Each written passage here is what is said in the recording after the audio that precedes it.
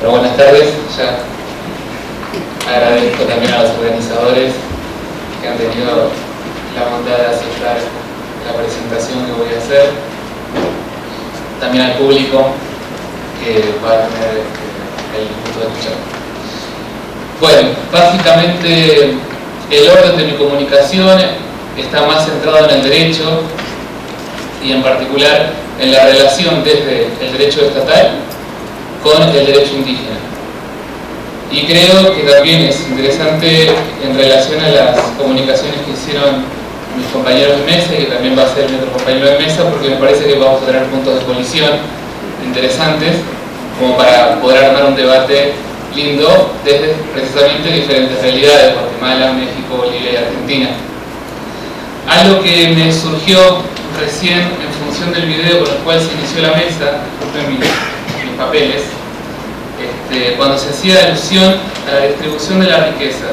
Hay dos puntos que también me parece que podrían considerarse, que es la aceleración entre la distribución desigual de la riqueza a partir del consenso de Washington. Digo, si es que esta tendencia a que un porcentaje mínimo de la población se apropia de la mayoría de la riqueza, ¿cómo es que va evolucionando a través del tiempo? Digamos, desde la instauración del modo de producción capitalista, fijémosla por caso, siglo XVI, XVII, cada uno a su propia elección, digo, pero en esta variación en cómo se va distribuyendo desigualmente la riqueza, hay hechos políticos que son interesantes de ver para que no parezca un proceso lineal, sin más, que tiene una dinámica aparentemente ajena o estructural, sino que me parece, por eso empezaba diciendo, el consenso de Washington a principios de los 90 tuvo mucho que ver en que ese proceso de desigual distribución se acelerara.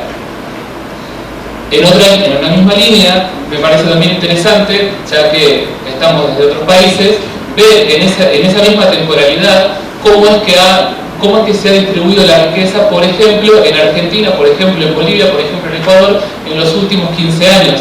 Si es que acaso sigue esa misma tendencia o ha intentado, eso es una cuestión empírica, pero datos mismos de Naciones Unidas, ven que el índice de Gini en nuestras sociedades ha tenido una disminución, que es una disminución entre la desigual distribución de la riqueza. Tampoco estoy planteando la panacea de la organización social en el sur, simplemente que aparentemente hay construcciones políticas que pueden mitigar, digamos, en un principio esta tendencia que es estructural del globo entero. Y en ese sentido, si es que acaso esto es estructural, y pareciera ser que estamos encaminados hacia la destrucción total, lo que resta preguntarse es, al menos desde los que estamos en el campo jurídico, qué es lo que se puede hacer, qué es lo que no se puede hacer. Me voy a acercar el micrófono porque si no, no puedo. ¿Qué es lo que se puede hacer, qué es lo que no se puede hacer, o qué debiéramos plantearnos en agenda? Antes de empezar, antes de abordar los dos elementos que serán centrales, que son el pluralismo jurídico y el derecho indígena específicamente, como esto es una lectura desde la crítica jurídica, quisiera hacer algunos comentarios breves para que se entienda la postura, porque no solamente es algo muy específico del derecho, sino que es parte de la sociología jurídica, un ámbito que se separa, por ejemplo, de la teoría general del derecho, del derecho constitucional, y es algo específico. No sé si hay muchos abogados en la sala, espero que por suerte no. Bien, gracias, hay estímulo de respuesta, genial. ¿Qué podemos entender por la crítica jurídica y precisamente por la sociología jurídica? Esto es entender al derecho como causa y efecto de las relaciones sociales. Sí, ya lo sé, para la gente que no viene de la carrera jurídica es algo que es una verdad obvia. Quienes son formatados durante 5 o 6 años por las facultades de Derecho, esto no es para nada obvio. Pregúntele a su abogado amigo qué es el derecho y le va a decir sin más un conjunto de normas que regulan la vida social en un determinado momento en una determinada sociedad. Sin más, es un conjunto de normas. Aparece de otras normas y tiene como consecuencia la producción de otras normas. El derecho es autopoético, el derecho se genera a sí mismo, el derecho se reproduce a sí mismo, no tiene interacción con el mundo. La división entre ser y deber ser. El ser la realidad, el deber ser la norma. Esta es una tradición más positivista que se enseña hegemónicamente por lo que he visto en México y en Argentina también. En cambio, la sociología jurídica va a plantear que la causa y el efecto del derecho son las relaciones sociales. Y me vino muy bien la presentación del video, porque si estas son las relaciones sociales en las cuales estamos inmersos, esta desigual distribución de la riqueza, la crítica jurídica va a entender y va a partir de los presupuestos de una perspectiva marxista. Pero para definir esto, porque pareciera ser hoy día decirse marxista es una gran bolsa de datos, lo mismo que decirse peronista en Argentina, hay que hacer algunas precisiones para decir qué se entiende o qué no se entiende por marxismo. En primer lugar, diremos que una nota pie que nos dice: la crítica jurídica es mayoritariamente armada y propugnada por un abogado argentino, pero que se exilió en México cuando la dictadura militar, un mes antes de que lo mataron, un mes antes de que se iniciara la dictadura, que todavía está ahí en el CEICH de la UNAM. Oscar Correa es el nombre de este abogado. Lo que construye, a diferencia de un marxismo tradicional, de un marxismo-leninismo, es una falta de separación entre la estructura y la superestructura. No entenderlo como dos momentos disociados, sino verlo como que las relaciones sociales generan concomitantemente al acto del ejercicio material una representación sobre las acciones que se están haciendo. Representación no como un acto consciente o inconsciente, sino como una idea que se genera en la cabeza necesariamente sobre aquello que está pasando en la realidad. Esto lo que permite pensar, además, es que no existe el derecho, como ha pensado la izquierda de América Latina de un modo muy tradicional algunos sectores, que el derecho es sin más un instrumento de control social que es producido por un sector dominante. El problema de pensar esto es que si es un sector dominante el que genera el derecho no puede ser visto como un instrumento de lucha política, porque en la totalidad es generado por ese único sector. Entonces no es posible que otro sector se apropie de esa herramienta, por caso del derecho, para ingresar a la lucha política. Esto es, por ejemplo, lo que pasó mucho en los 70 y que sigue pasando, el pensar que el derecho sin más sí lo es también un medio de control social que se basa en la coacción, totalmente deshumanizado por el sector social dominante. Punto. Correa va a decir que no, que el derecho es partícipe de la lucha política porque acaso no existe un sector social dominante en la totalidad. Lo que existe es una disputa en el seno de las relaciones sociales que se refleja en el plano de la construcción de las ideas, del pensamiento, de la ideología, donde anima el derecho. Y es en este plano de disputa de la ideología donde el derecho sí ofrece la capacidad de presentarse como una herramienta de lucha política. El derecho en todo caso es reformista, nunca revolucionario. Eso pasa en las relaciones sociales, para aclarar que no está tomando una perspectiva cuasi idealista. Se opone también una perspectiva tradicional del marxismo al entender que abolida la propiedad privada va a ser abolido el derecho. Una perspectiva del marxismo bien liso y llano, marxismo-leninismo en la visión más cuadrada, si me permite el término. Genial. Dada esta circunstancia, lo que podemos decir, junto con Correa, es que al derecho hay que analizarlo precisamente como un discurso. Esto es, las cosas existen en dos órdenes. En el orden material, es este, en el orden de las representaciones que hay sobre esto. El derecho no existe, como no lo estoy diciendo como porque sea tangible solamente, digo, pero el derecho no existe en la materia, existe en la idea, existe en el pensamiento. Eso lo revela como ideología, y la ideología solamente puede ser establecida mediante un lenguaje escrito, el lenguaje oral, el que elijan, pero se establece mediante el lenguaje. ¿Eso qué implica? Que el derecho es ideología. Y si el derecho es ideología, hace falta también para su análisis el análisis propio de la semiología, el análisis del discurso. Voy a avanzar un poco, yo sé que estoy achicando pasos, tampoco quisiera ir tan rápido. Hay tres elementos que tenemos que considerar, al menos en un primer momento, para analizar el derecho en tanto que discurso. Clásicos de la semiología: el significante, el significado y uno más, el referente. Cuando no por caso, un cuarto, la causa. Significante y significado pareciera que se explica, bueno, al menos para la gente que viene de letras es más fácil. El significante es la energía con la cual se representa. El significado es esa imagen acústica, en todo caso, esa idea que se nos representa a través del significante.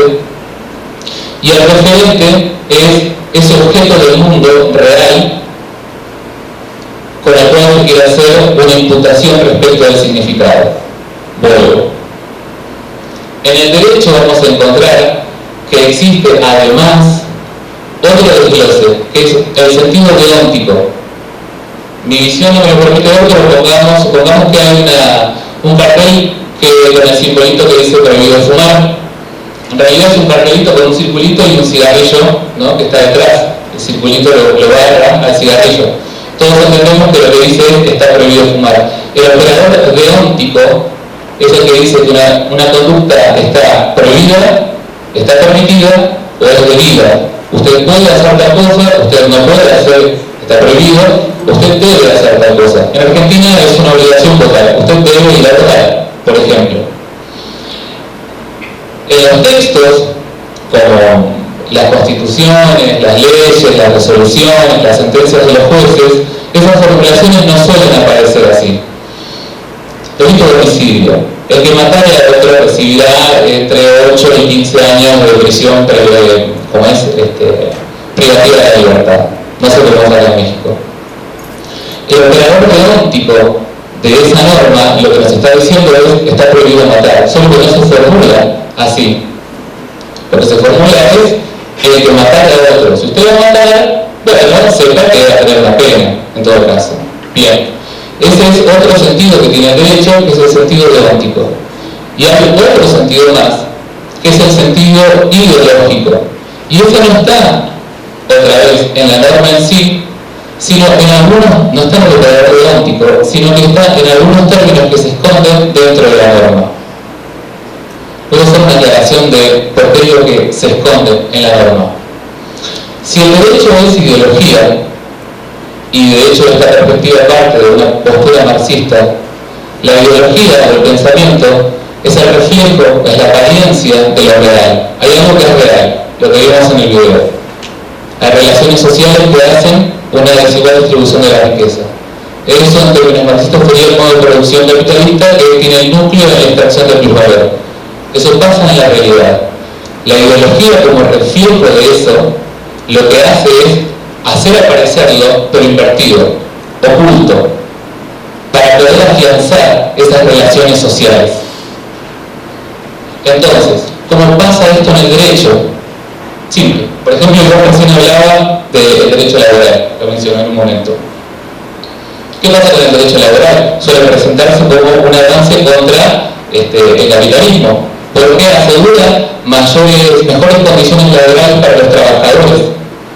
La norma dice que se debe pagar un salario justo, y lo que se entiende por salario justo es un intercambio equivalente entre lo que se da y lo que se recibe, entre el salario que recibe el trabajador y lo que ofrece. Pero precisamente lo que el trabajador está ofreciendo es su fuerza de trabajo.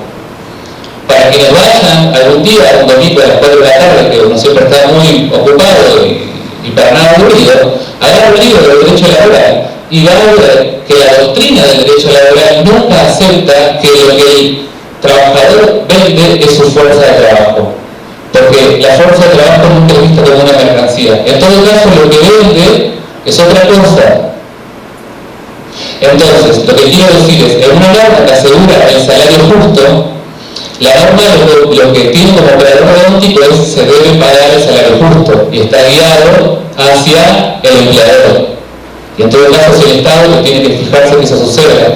Pero lo que está detrás, el sentido ideológico, es el afianzar esas relaciones que permiten seguir realizando la extracción del plusvalor. Eso sí, el trabajador va a tener un mejor salario, pero no por eso se va a dejar de extraer plusvalor.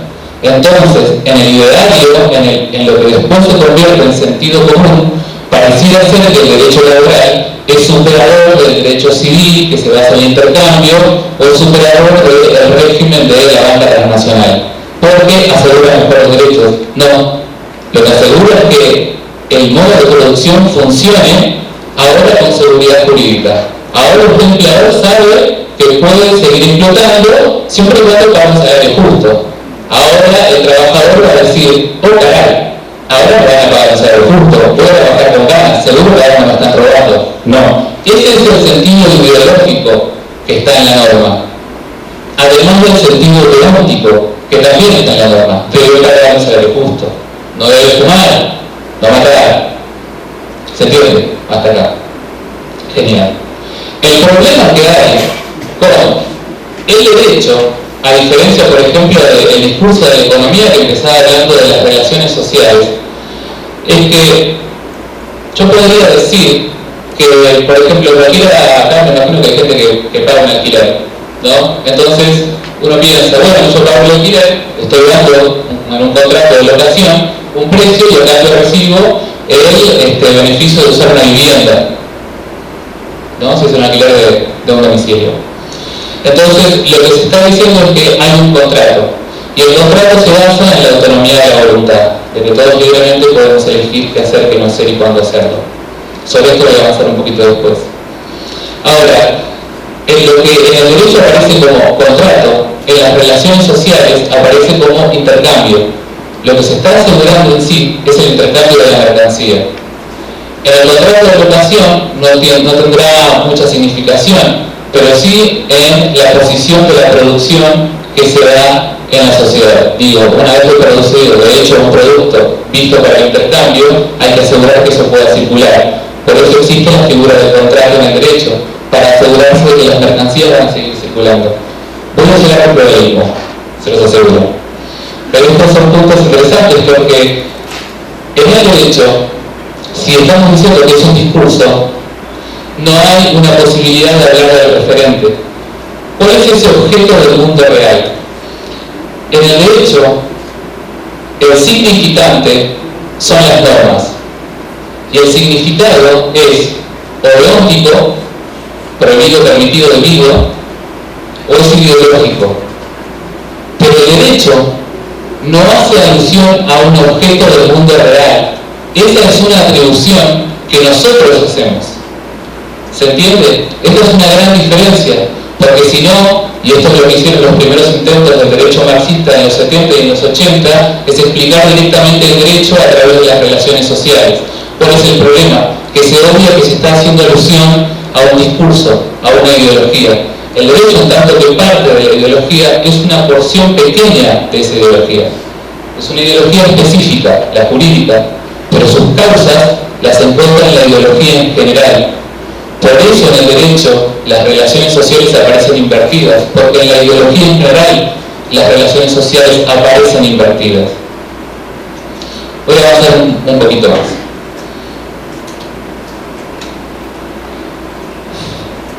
Esperen, voy a hacer una cita que me parece a este efecto más que ilustrativa. Bueno, pasando ahora al dato, ¿cuál es la relación entonces que se puede encontrar desde esta perspectiva entre derecho y Estado? El derecho, como dijimos hasta ahora, es un discurso. Esto es una ficción en tanto que no existe en la materia. Y el derecho, a su vez, es el que crea al Estado. Esta es una postura positivista que se puede encontrar en Kelsen, pero que puede ser, más allá de pegarle palos a Kelsen, bien defendida. Esto es, el derecho no existe hasta que alguien produzca el discurso ficcional respecto de la existencia del Estado. Alguien podrá decir, sí, pero, por ejemplo, es el Congreso el que saca leyes y genera el derecho. Pero, primeramente, para que existan estas instituciones, para que pueda existir algo llamado funcionario público, tiene que existir una norma que le adjudique a ese sujeto la calidad de funcionario público. Voy a tener que acelerar un montón porque creo que se me acabó el tiempo. ¿Qué quiero decir con esto? Que el derecho crea el Estado, que el derecho tiene como perspectiva la afianzar, primero, la creación de una ficción, que es el Estado, y segundo, hacer que la gente conduzca su vida de acuerdo a esas ficciones. Si la gente ve el cosito que dice no fumar, la gente va a no fumar.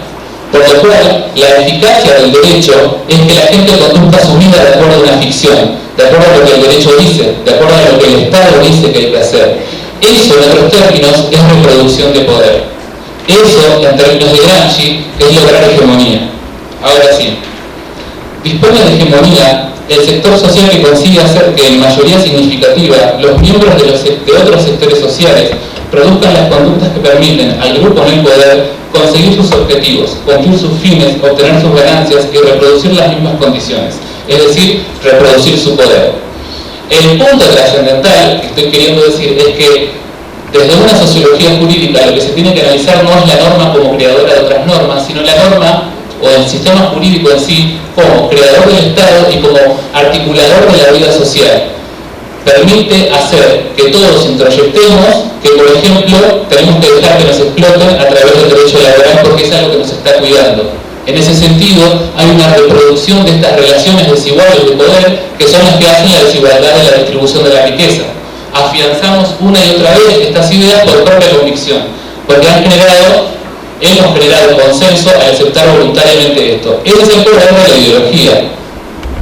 Ese es el poder de las ideas. Voy a tener que saltar mucho porque me está diciendo que me tengo que volver a Argentina. Poco más. ¿Cuál es el punto en esto? Pequeñas palabras, por favor, permítanme. Que tradicionalmente, cuando se habla de la antropología jurídica, por poner el caso, se dice que el derecho indígena primero son costumbres. Es derecho consuetudinario, son costumbres. Después está el derecho estatal, que es el derecho positivo, el que supuestamente pareciera ser más evolucionado. Entonces, desde esta perspectiva, si pensamos que nuestro propio derecho positivo es un discurso, el derecho de las comunidades indígenas, ¿sí?, el discurso de las comunidades indígenas que regula en el mismo sentido la vida social es derecho equiparable, digo, derecho en el mismo sentido, en el mismo nivel que nosotros.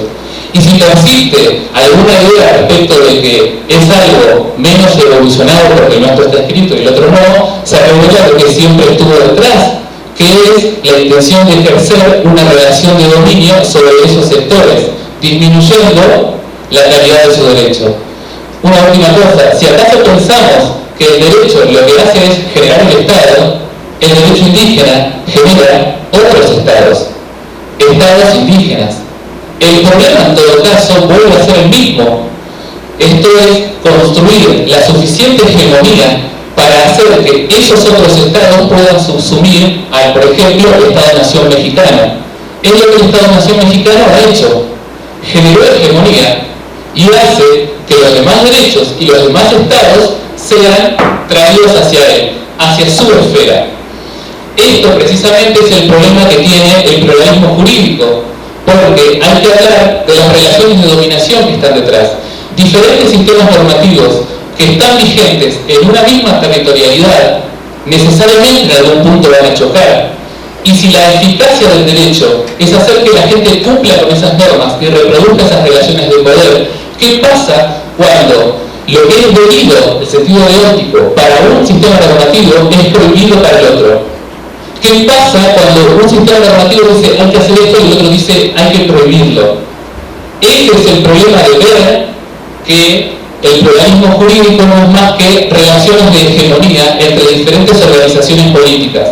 Podría regalar el hecho de pensar que el derecho indígena no genera un Estado indígena para que claramente no venga la crítica, es tomar un concepto como por fuera de la historia y aplicarlo a diferentes organizaciones sin más. Esto está dividido claramente entre muchas opiniones o muchas fundamentaciones.